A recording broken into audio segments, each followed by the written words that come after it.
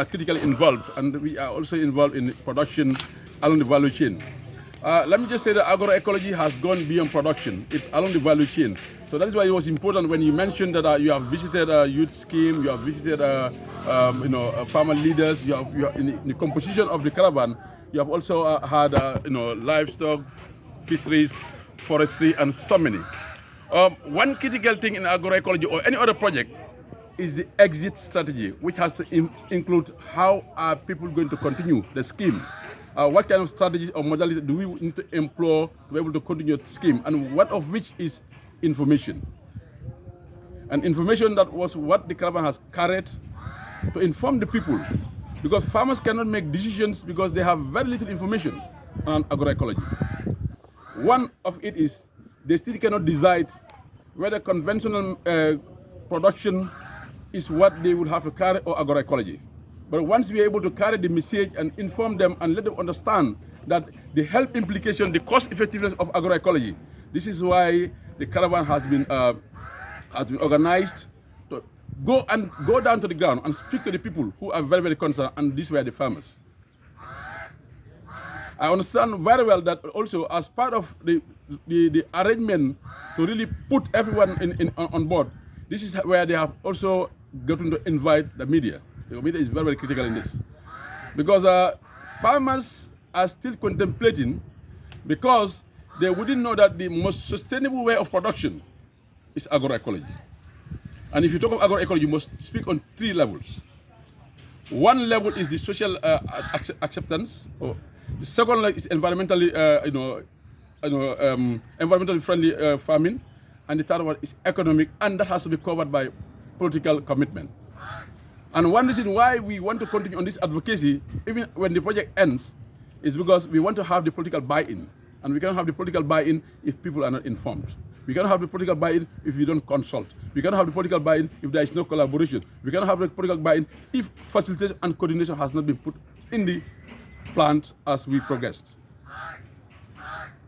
Agroecology is a farming system that requires for us to use the environment, the natural environment, without definitely put in anything that is an added or a foreign element in production.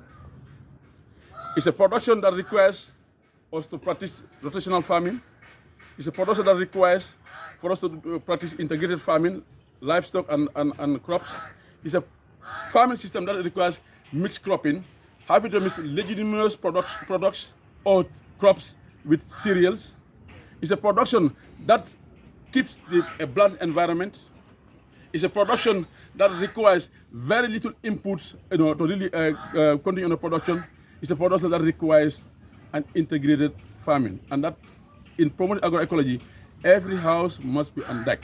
And by saying that, I mean you cannot leave anyone behind when you promote agroecology. I'm very, very happy when the differently able people have also been part of this caravan. Every person is important. Nothing goes without involving everyone, and there's no approach that is sustainable if people are not together. And that is what agroecology is calling. It has 13 elements. One of the elements is governance and looks and policies. Agroecology cannot go without women who are critical, who are the main producers, who produce 75% of what we eat if they are not in the center. And they can only be in the center if they participate where decisions are passed. If they participate where policies are formulated, if they participate where policies are implemented, if they participate where monitoring is organized, if they participate where evaluation is organized, and if they participate where reporting is also been part of the distribution of information. Youth being very, very critical as the future of production is required to be part in agroecology. We cannot produce once the youth for the future of production, they are not part of the movement. Agroecology is a concept that has not been very new. It has been very, very old. But because now it has been recognized at the UN level, at the FAO level, at the IFAD level, at the WFP level, and the UNDP level, NGOs, and everybody is now pushing agroecology because they feel that the only way we can sustain the environment is when production is done whilst we protect the environment. And that cannot happen if socially people don't accept the farming. That cannot happen if environmentally what we are producing is not friendly. That cannot happen if economically it's not viable. So these are all schemes that we need to look at, and in order to continue agroecology. But let me also say that the fact that Action Against Hunger has been very, very supportive. But now the bonus lies on us. They have played their role. They have supported us to do a national consultation, to have some political buy-in. They organized caravans. They've been supporting the platform in North Bank, agroecology platform. Now is the exit strategy that we have to look at. And one of the exit strategy is, how do we continue speaking? How do we continue share information? How do we continue build capacities? How do we continue engage policymakers? How do we continue communicate with people? How do we continue engage the radio and print and social media? How do we continue also put media in the forefront? Media is critical in information dissemination. And that is why the sensitization and capacity building, the next target as part of the way forward, is to see how capacities of the media personnel are also developed on agroecology. We need to have a good understanding of agroecology to be able to carry the message as is required. We need to carry the message if we are sensitized. We need to carry the message if our capacities are built around the concept of agroecology. It has been a very, very tireless caravan. People have done, you did very well. It has not been easy, but this is part of our social commitment and social responsibility to really carry this message forward. We couldn't have done that without having to engage in this caravan. We couldn't have done that if we were not committed to what we feel is the best approach to promote agroecology. There are many schemes that looks at agroecology, but basically among which is we need to look at our seeds, because our indigenous seeds must be protected.